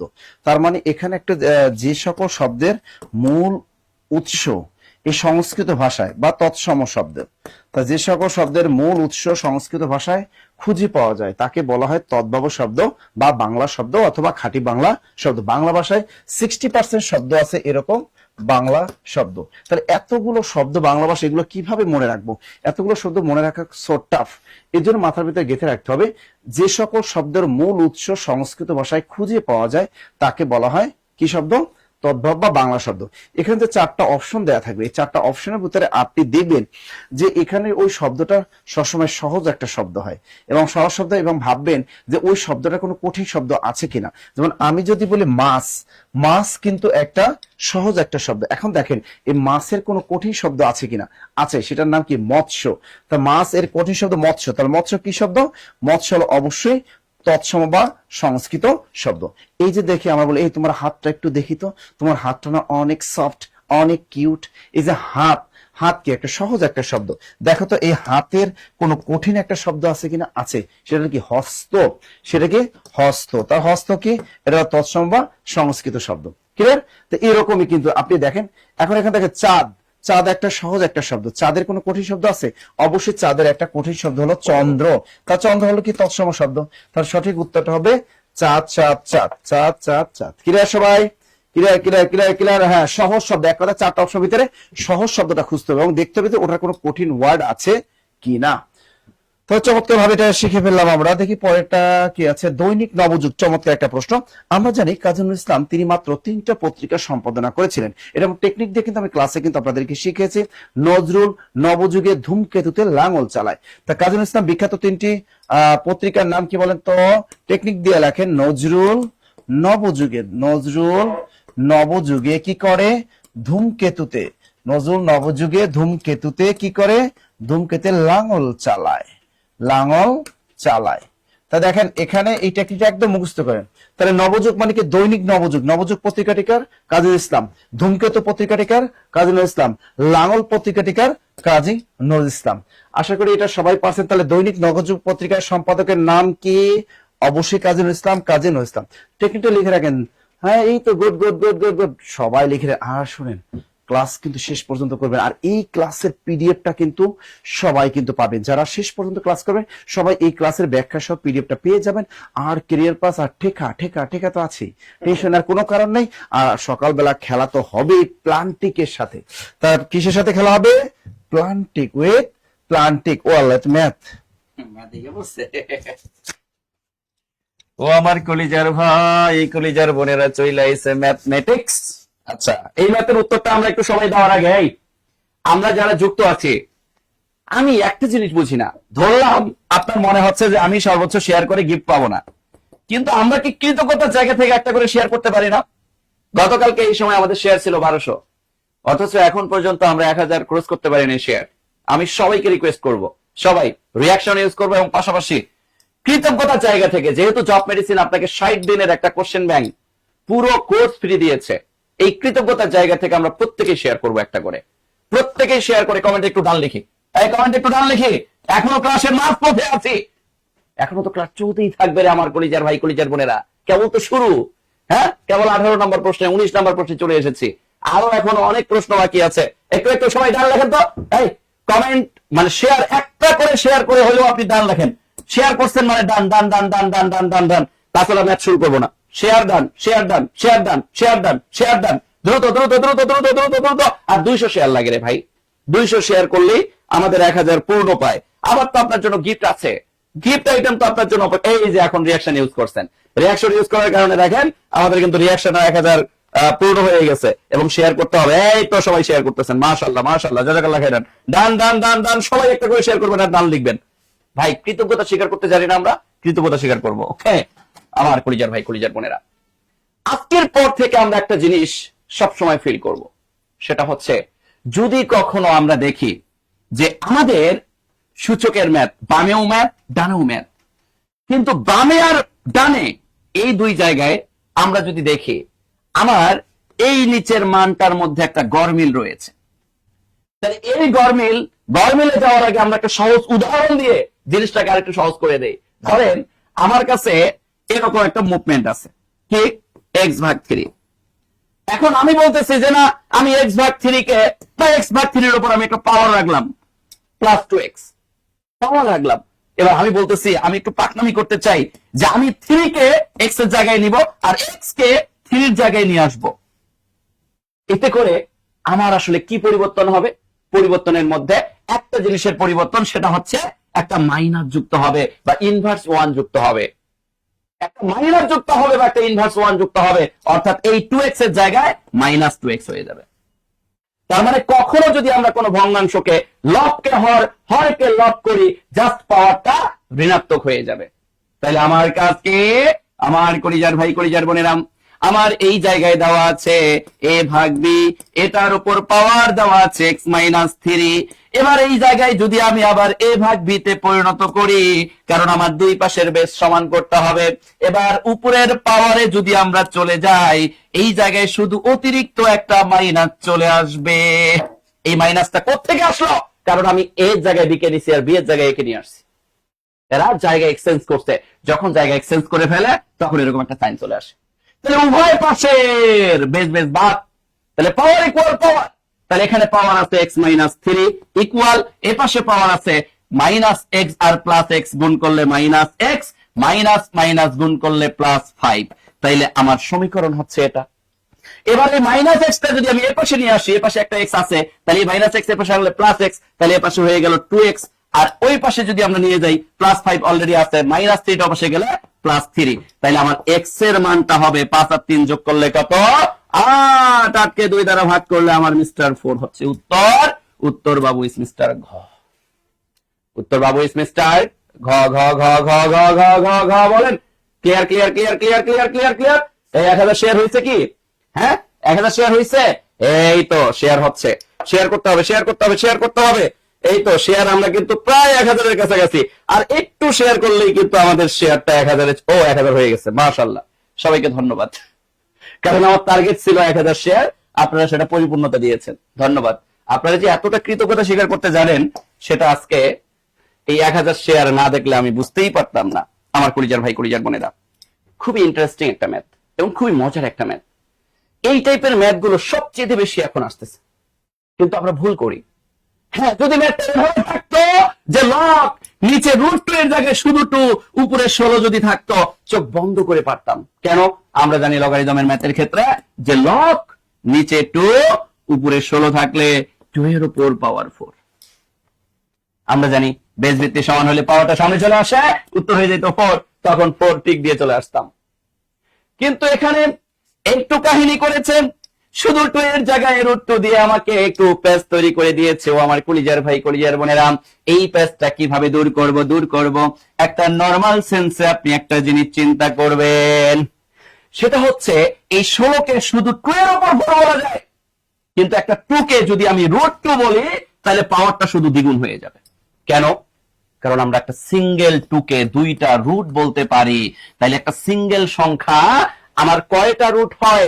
2টা রুট হয়। তাহলে 16 কে আমি সিঙ্গেল 2 এর উপর পাওয়ার যদি 4 বলতে পারি, তাইলে এখানে টোটাল 4টা টু আছে, কিন্তু 4টা টুকে আমি রুট আকারে কয়টা বলবো? 8টা বলবো। তাহলে এটাকে কি আমি বলতে পারি না √2 এর উপর পাওয়ার 8? ইয়েস, বলতে পারি। তাহলে আমার পরের লাইনে কিন্তু উত্তর চলে আসতেছে। কিভাবে? আমরা জানি যে আমার এই জায়গায় আছে লগ, নিচে √2। এই 16টাকে আমি যদি √2 এর উপর পাওয়ার দিই তাহলে 8 হবে, কারণ শুধু 2 এর উপর পাওয়ার দিলে হয়তো 4, কিন্তু 16টাকে আমাকে নিচে √2 থাকার কারণে উপরে √2 তে পরিণত করা লাগতেছে, আর √2 তে পরিণত করার কারণে পাওয়ারটা দ্বিগুণ হয়ে যাচ্ছে। তাহলে এই 8টা সামনে চলে আসলো, তাহলে উত্তর হলো 8, কারণ লগ 2 ভিত্তিক 2 এর মান 1। তাহলে উত্তর বাবু ইজ মিস্টার খরগোশ। উত্তর বাবু ইজ মিস্টার খরগোশ। বলেন ক্লিয়ার কিনা, ক্লিয়ার কিনা, ক্লিয়ার কিনা, ক্লিয়ার কিনা? আমার লক্ষ্মী ভাই লক্ষ্মী বোনেরা সবাই ক্লিয়ার কিনা? একটু এনশিওর করতে হবে। মাশাআল্লাহ, জাযাকাল্লাহু খাইরান। সবাই ক্লিয়ার? মাশাআল্লাহ, মাশাআল্লাহ, জাযাকাল্লাহ, জাযাকাল্লাহু খাইরান, জাযাকাল্লাহু খাইরান। সবাই ক্লিয়ার? ওকে। এই স্যার, ইংলিশ স্যার কই? স্যারের মনে হয় ইংলিশ চলে আইছে। ও মা গো। Do or die is a dot dot. হ্যাঁ, পরবর্তী প্রশ্ন। এই প্রশ্নটা যারা আমাদের সাথে শুরু থেকে ছিল অলরেডি একটু আগে এবার আসছিল, বাট ওই সময় প্রশ্নটা এই অংশটা ছিল অপশনে। এইটার জন্য বলছি যে এইগুলাকে আপনি যদি দেখেন, এগুলো হচ্ছে আপনার সেই গোল্ডেন কোশ্চেন যেগুলো আপনি একদম পাবেনই কমন। তো এখানে যেটা বলা হচ্ছে ডু অর ডাই, দুইটা। এখন এর আগে যেটা ছিল সেটা হচ্ছে একটা কমপ্লেক্স সেন্টেন্স দেওয়া ছিল, সেখান থেকে সেটার কম্পাউন্ড সেন্টেন্স কোনটা হবে সেটা আমাদেরকে অপশন থেকে খুঁজে বের করতে বলছে। আর এবার হচ্ছে ডু অর ডাই, এটা দেওয়া থাকে। আর একটা হচ্ছে বলেছিলাম ডু এন্ড ডাই, এই দুইটা। এবং প্রশ্ন করা হয় যে এই দুইটা কোন সেন্টেন্স। আমরা জানি যে অর, এন্ড, এছাড়া বাট, এছাড়া ইয়েট, এছাড়া সো, এই যে ওয়ার্ড গুলা, এগুলা হচ্ছে আমাদের যুক্ত করার কাজ করে থাকে। আমরা যেটাকে শর্টে ফ্যান ভয়েস বলে থাকি, ফর, এন্ড, বাট, অর, নর ইত্যাদি। এগুলা দ্বারা যখন কোন দুটি অংশ যুক্ত থাকে তখন সেটাকে আমরা বলে থাকি কম্পাউন্ড। কি বলি? কম্পাউন্ড। আর এই যে যে অংশটা, এটা মূলত একটা কম্পাউন্ড সেন্টেন্স। তাহলে এই যে যে অপশন গুলো দেওয়া আছে সেই অপশন অনুসারে আমাদের এটা হচ্ছে বি, কম্পাউন্ড সেন্টেন্স। ওকে, তাহলে ডু অর ডাই, করো অথবা মরো। আরেকটা দেওয়া হচ্ছে ডু এন্ড ডাই, এভাবে থাকতো যে করো এবং মরো। তো এই দুইটা হচ্ছে আমাদের কম্পাউন্ড সেন্টেন্স। এই প্রশ্নটা যদি আপনি সিম্পল কমপ্লেক্স কম্পাউন্ডের টপিক থেকে কোনো প্রশ্ন পেয়ে থাকেন, তাহলে সবচেয়ে বেশি লাইফে যে প্রশ্নটা পাবেন চাকরির ক্ষেত্রে সেটা হচ্ছে এই প্রশ্নটা, যে ডু অর ডাই, আর একটা হচ্ছে ডু এন্ড ডাই। ঠিক আছে, তো এই প্রশ্নটার উত্তর হচ্ছে খ বা বি। কার কার হলো এটা একটু দেখি। আমরা পরবর্তী প্রশ্নে চলে যাই যে নেক্সট কোশ্চেনটা আমাদের কি দেওয়া আছে। নেক্সট কোশ্চেনটা দেওয়া আছে ইউ হ্যাড বেটার।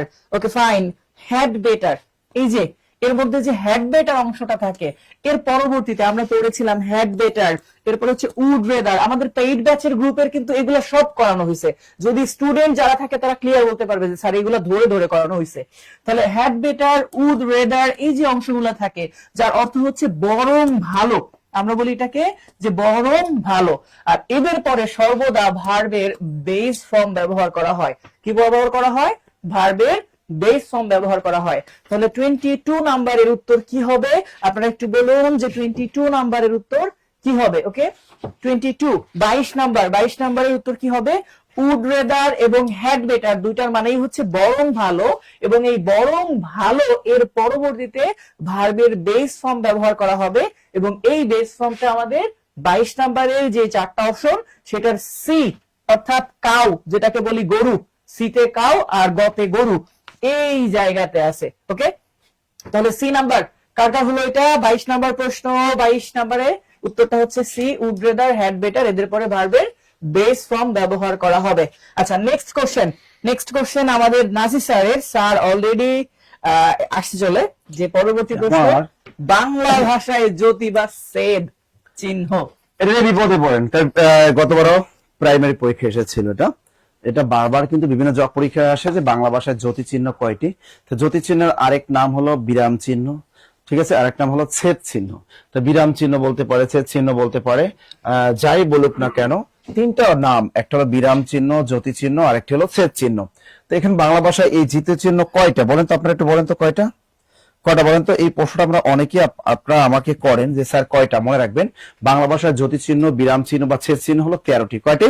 13টি। তথ্যসূত্র বা নবম দশম শ্রেণী বোর্ড বই 2026, নবম দশম শ্রেণীর বোর্ড বই 2026 সালে বইটি কিন্তু দেয়া আছে। বাংলা ভাষার জ্যোতি চিহ্ন, ছেদ চিহ্ন বা বিরাম চিহ্ন কয়টা? 13টা, 13টা, 13টা। কোন কারণে যদি অপশনে 13 খুঁজে না পান, সেক্ষেত্রে আপনি 12টা টিক দিয়ে আসবেন, কারণ বাংলা একাডেমির মতে কিন্তু 16টি, আর পুরাতন বোর্ড বইয়ের মতে কিন্তু 12টি। তো অপশনে 12, 13 যদি দুইটা থাকে, আপনি 13তে টিক মারবেন। যখন আপনি দেখবেন যে 13 থাকবে না, সেক্ষেত্রে আপনি 12তে টিক দিয়ে আসবেন। ক্লিয়ার? আর 16 ওটা সাধারণত আসে না। তো চমৎকার, এই কনফিউশনটা দূর করে দিলাম আপনাদেরকে। আরেকটা কনফিউশন দূর করে দিই আপনাদেরকে। বাংলা বাক্যের শেষে ব্যবহৃত হয় এমন বিরাম চিহ্ন আর সংখ্যা কয়টি? খেয়াল রাখবেন। তাহলে বাক্যের শেষে ব্যবহৃত, আমরা নবম দশম শ্রেণীর নতুন বোর্ড বই 2026 সালে বইটা যদি দেখি, তাহলে সেখানে বাক্যের শেষে ব্যবহৃত হয় এরকম বিরাম চিহ্ন আছে মাত্র 3 পিস। কয় পিস? 3 পিস। একটা হলো দাড়ি, একটা হলো কি দাড়ি, আর একটা কি প্রশ্নবোধক চিহ্ন, আর একটা কি বিস্ময়বোধক চিহ্ন। এই তিনটাই হলো বাক্যের শেষে ব্যবহৃত হয়। তা পরীক্ষা যদি আসে বাক্যের শেষে ব্যবহৃত এরকম বিরাম চিহ্ন কয়টি? 3টি। অপশনে যদি 3 না থাকে, তাহলে আপনি এখানে ভুল দিছে। অপশনে যদি 3 না থাকে, তাহলে সেক্ষেত্রে আপনি 4-এ টিক দিয়ে চলে আসতে পারবেন। কারণ পুরাতন বোর্ড বইয়ে কিন্তু 4টি ছিল, সেখানে আরেকটা ছিল 2 দাড়ি, একটা নাম ছিল 2 দাড়ি। তাহলে দেখেন, আরেকটি কনফিউশন প্রশ্ন আপনাদেরকে দূর করে দিলাম। তাহলে বাংলা বাক্যের শেষে ব্যবহৃত হয় এরকম বিরাম চিহ্ন কয়টি? 3টি, 3টি, 3টি, 3টি। কোনো কারণে অপশনে যদি 3টি না থাকে, সেক্ষেত্রে আমরা 4টি টিক দিতে পারবো। কথা ক্লিয়ার? কনফিউশন কি দূর হলো? কনফিউশন কি দূর হলো? বলেন ক্লিয়ার? ক্লিয়ার? তাহলে আমরা দুইটা প্রশ্ন পাইলাম জ্যোতি চিহ্ন থেকে। 1 নম্বর জ্যোতি চিহ্ন থেকে আমরা পাইলাম যে বাংলা যে জ্যোতি চিহ্ন আছে বা বিরাম চিহ্ন আছে মোট কয়টা? 13টা। কোনো কারণে অপশন 13টা না থাকলে আমরা 12টাতে টিক দিয়ে চলে আসবো। আর বাক্যের শেষে ব্যবহৃত এরকম বিরাম চিহ্ন কয়টা পেয়েছি আমরা? 3টা। কোনো কারণে অপশন যদি 3টা না থাকে, সেক্ষেত্রে আমরা 4টিতে টিক দিয়ে চলে আসবো। কথা ক্লিয়ার নাকি ভেজাল আছে? কথা ক্লিয়ার? আচ্ছা দেখেন, এখানে একটা ম্যাথ আছে, ম্যাথটা আমাদের মমিনুল স্যার করাবেন, তিনি খুব শীঘ্রই আসবেন। তো দেখি এখানে আরেকটা ইংরেজি প্রশ্ন চলে আসছে আমাদের। when we arrived at the shop, এটা আমার না, এটা স্যার। স্যার আচ্ছা, যখন আমরা পৌঁছালাম দোকানে, তারপরে বলা হয়েছে উই নোটিস, আমরা লক্ষ্য করলাম দ্যাট, যে সামওয়ান ইনটু দ্য প্লেস। আচ্ছা, এই প্রশ্নটা হচ্ছে রাইট ফ্রম আ ভার্ব থেকে আসা প্রশ্ন। যখন when দ্বারা যুক্ত হয় দুটি ক্লজ বা দুটি পার্ট, এখানে দেওয়া আছে একটি পার্ট দেওয়া আছে verb two, subject plus verb two. এখন অলরেডি আমরা পড়েছিলাম এমন একটা নিয়ম যে যদি কোনো কমপ্লেক্স সেন্টেন্সের দুটি ক্লজ, যার একটি ক্লজ যদি প্রেজেন্ট বা পাস্ট ইনডেফিনিট টেন্সে হয়, তাহলে অপর ক্লজটি পারফেক্ট টেন্সে করতে হবে। অর্থাৎ একটা যদি ইনডেফিনিট হয় আর একটা পারফেক্ট টেন্সে করতে হয়। এখন এখানে বলছে when we arrived at the shop, আমরা যখন শপে পৌঁছালাম। আর পরবর্তী অংশ আমাদের করতে হবে তাহলে পাস্ট পারফেক্টে। আর পারফেক্ট মানে আমাদের হ্যাড দিয়ে তারপরে V3। এখন হেড দিয়ে V3 আমাদের দেওয়া আছে কোনটায়? আমাদের কোনটা দেওয়া আছে? গ নাম্বারে দেওয়া আছে। আরো একটা সহজ নিয়ম আছে, আপনারা মুখস্থ করেন, একটা নিয়ম আছে দেখবেন, বিফোর এর পূর্বে পারফেক্ট, পরে ইনডিফিনিট, আফটার এর পরে পারফেক্ট, পূর্বে ইনডিফিনিট। এইগুলাই বিফোর, আফটার আর আজকে এখন যে সেন্টেন্স দেখতেছেন একটাই নিয়ম, এত নিয়ম নাই। আপনাকে যদি আমি জাস্ট বলার চেষ্টা করি বা একটু লিখে দেই, দেখেন যখন আমরা প্রশ্ন পড়তাম যেখানে লেখা থাকতো এভাবে করে, the patient had died, the patient had died, এরপরে আমরা লিখতাম এরকম before, তারপর হচ্ছে the doctor came, যে ডক্টর আসিবার পূর্বে রোগী মারা গেল। আর এটাকে আমরা পড়তাম যে বিফোর এর পূর্বে পারফেক্ট, পরে ইনডিফিনিট। বাট এই নিয়মটা টোটালি ভুল। এই নিয়মটা এরকম না। ঘটনাটা হচ্ছে অতীতকালে বা পাস্টে যদি দুটি ঘটনা ঘটে থাকে, তাহলে যেটা বেশি আগে ঘটবে ওটা হবে পাস্ট পারফেক্ট, আর যেটা পরে ঘটবে ওটা হবে পাস্ট ইনডিফিনিট। ওটা বিফোর দিয়ে যুক্ত থাকুক, আফটার দিয়ে যুক্ত থাকুক, অথবা ওয়েন দিয়ে যুক্ত থাকুক। এখন দেখেন, এই যে বলছে যখন আমরা দোকানে পৌঁছালাম, আমরা লক্ষ্য করলাম অলরেডি সেখানে কেউ একজন পৌঁছে গেছে। তাহলে আমরা আগে পৌঁছাইছি না অলরেডি আরেকজন আগে পৌঁছে গেছে? তাহলে আরেকজন আগে পৌঁছাই গেছে, আমাদের ওটা বেশি পাস্ট। এই জন্য এটা করা হয়েছে পাস্ট পারফেক্ট টেন্সে, হ্যাড ব্রোকেন। হ্যাড ব্রোকেন মানে ছুটে যাওয়া। আর এইটা আমরা পরে পৌঁছাইছি, অলরেডি চলে গেছে, এই জন্য এটা হচ্ছে পাস্ট ইনডিফিনিট। এই যে দেখেন, রুগীটা আগে মারা গেছে নাকি আগে ডক্টর আসছে? ডক্টর আসার পূর্বেই রুগী মারা গেছে, তাহলে আগে রুগী মারা গেছে, এই জন্য হ্যাড ডাইড এটা পাস্ট পারফেক্টে করা হয়েছে। আর পরবর্তী অংশ ইনডেফিনিট টেন্স করা হয়েছে, বুঝতে পারছেন?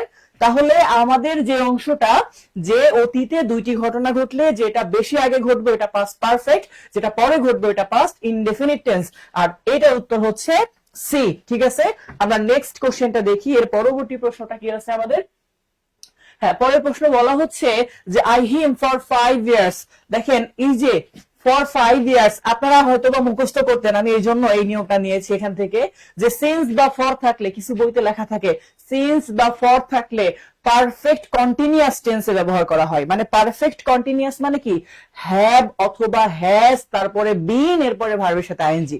তাহলে সিন্স বা ফর দেখে এখন যদি আপনি চিন্তা করেন, এই যে গ নাম্বার উত্তর করে দিব হ্যাভ বিন নোয়িং, তাদের জন্য বলছি। নো হচ্ছে এমন একটা ভার্ব, এটাকে বলা হয় স্টেটিভ ভার্ব, যার জন্য কোনো শক্তির প্রয়োজন হয় না। আর এই স্টেটিভ ভার্বের সাথে কখনো আইএনজি যুক্ত হবে না, আর এই নোর সাথে আপনি আইএনজি যোগ করতে পারবেন না। আর যারা এখানে গ নম্বর উত্তর করবেন যে হ্যাভ বিন নোয়িং, তখনই ভুল হয়ে যাবে। ওকে, তো যখন আমি আইএনজি করতে পারবো না, পারফেক্ট কন্টিনিউয়াস করতে পারবো না, তখন শুধু পারফেক্ট করে রাখবো, মানে হ্যাভ নোন পর্যন্ত চলে আসবে। তাহলে হচ্ছে I have known him for 5 years, আমি তাকে 5 বছর ধরে চিনি। তাহলে উত্তরটা কি? গ নাম্বার। 28 নম্বরের উত্তর কি? গ। অলরেডি উত্তর করে ফেলছেন অনেকেই। হ্যাভ নোন, মনে থাকবে না যে নোর সাথে আইএনজি হয় না, বাট অন্য ক্ষেত্রে আমরা হইলে, এখানে যেমন রিডিং থাকলে হ্যাভ বিন রিডিং এটা দিতে পারতাম, ওয়াকিং দিতে পারতাম, বাট নোর সাথে আইএনজি আমরা দিতে পারবো না। নেক্সট কোশ্চেনে চলে যাব। স্যারের প্রশ্ন, আমি ম্যাথ আগে উল্টা পাশে ও উল্টা দিকে, উল্টা দিকে। হ্যাঁ, এই আচ্ছা, আমাদের দুইটা ম্যাথ, খুবই মজার মজার দুইটা ম্যাথ আছে। হ্যাঁ, আমাদের দুইটা মজার মজার ম্যাথ আছে আমার কলিজার ভাই কলিজার বোনেরা। এই এখনো শেষ হয় নাই, এখনো গিফটের আয়োজন বাকি, কিন্তু হ্যাঁ গিফট নিতে হবে না, গিফট নিতে হবে। আর নাই? আসি, আছে। হ্যাঁ, আপনার নাই আর স্যার। ওকে, চলে গেলাম। আমাদের এই জায়গায় দেখেন, লগ এক্স ভিত্তিক 324 ইকুয়াল 4 হলে এক্স এর মান কত? শোনেন, লগের মানের ক্ষেত্রে যদি বামেও মান ডানেও মান, বামেও মান ডানেও মান থাকে কোনো কারণে, তাহলে এই লগ আউট করার বুদ্ধি হচ্ছে এক্স এর উপর পাওয়ারে যা থাকবে এই মান ডানের মানের সাথে শুধু এক্সচেঞ্জ হবে বা পরিবর্তন হবে, জাস্ট এতটুকুই কাজ। তাহলে আমার লগ যদি আমি আউট করতে চাই, তাহলে লগ আউট করার জন্য এক্স এর উপরে আমি ডান পাশের পাওয়ার, মানে ডান পাশের 4টাকে এখানে পাওয়ারে দিয়ে দিব, আর 324টাকে আমি 4 এর জায়গায় নিয়ে যাব। অর্থাৎ এরা দুইজন জাস্ট জায়গা এক্সচেঞ্জ করে লগের। এটা একটা বড় কি বলবো ফরম্যাট বা সূত্র। যদি ধরেন এরকম থাকতো আমার লগ এক্স ভিত্তিক 2 ইকুয়াল 4, তার মানে কি এক্স ভিত্তিক 4 ইকুয়াল 2 হইতো। মানে ব্যাপারটাই এরকম, লক আউট করার বুদ্ধি হচ্ছে এক্স এর উপরে পাওয়ার যা থাকবে ডান পাশের মানের সাথে এক্সচেঞ্জ হবে। তাহলে আমার কলিজার ভাই কলিজার বোনেরা, এখানে এক্স এর উপর পাওয়ার 4, যেহেতু আমাকে এক্স এর মান বের করতে বলছে, তাহলে 324 কার উপর, এই সংখ্যাগুলোর কোন মানের উপর পাওয়ার 4 দিলে আমার 324 হবে, জাস্ট এটা ফিল করতে পারলেই উত্তর চলে আসবে। তাহলে আমরা যদি এক্স এর উপর পাওয়ার 4 দেই, আর এখানে যদি আমরা ফিল করি √2 এর উপর পাওয়ার 4 দিব, √2 এর উপর পাওয়ার 4 দিলে কি 324 এর মতো এত বড় সংখ্যা আসবে? নো, আসবে না। তাহলে এটা বাদ। এবার আছে কি 2√3, তা 2√3